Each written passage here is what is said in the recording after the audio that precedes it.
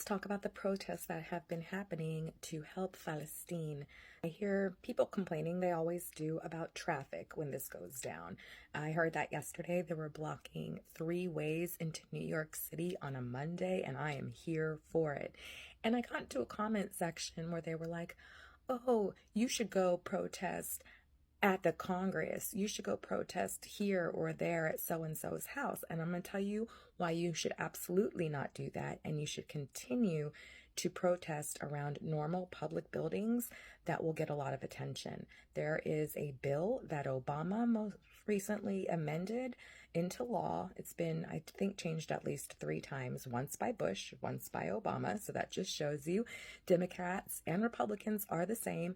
And this should have absolutely been used for January 6th people when sentencing. And I actually would be interested for anybody that knows if this particular law was in fact used, because I guarantee it'll be used when they want to use it. So let me show you.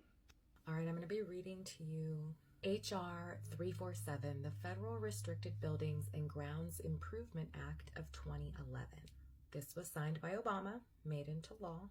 Here's the shortened version of it. Federal Restricted Buildings and Grounds Improvement Act of 2011 amends the Federal Criminal Code to revise the prohibition against entering restricted federal buildings or grounds, to impose criminal penalties on anyone who knowingly enters any restricted building or grounds without lawful authority.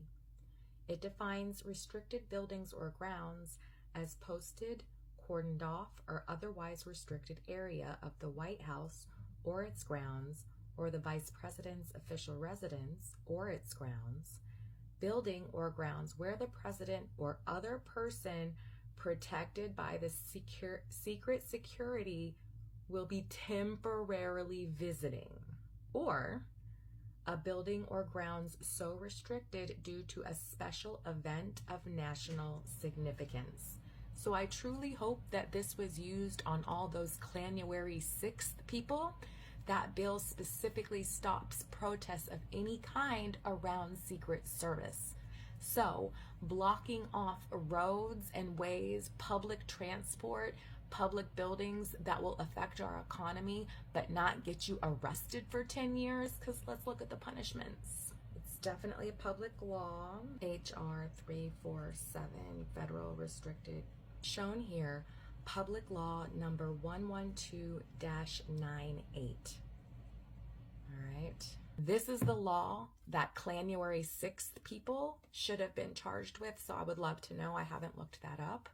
Also, what that means is we absolutely need to protest at places where the Secret Service and government officials are not involved. So trapping and blocking traffic is super smart, and you'll get in less trouble for doing that, and it will make much more damage. We all saw how the people that were protesting Palestine outside of Bernie's office, they got arrested, right? I'd be interested to see if they press charges along this particular law. So remember, Obama and Bush, and I think one other person, both changed this law. They are 2 sides to the exact same worthless coin. Dems want to lose because they want your money. That's why they're not doing anything. Dems are genociders just as much as Republicans are. Anyway, take that with a grain of salt. Take it however you want, but please, please, when you are protesting, be smart. Stay away from areas where Secret Service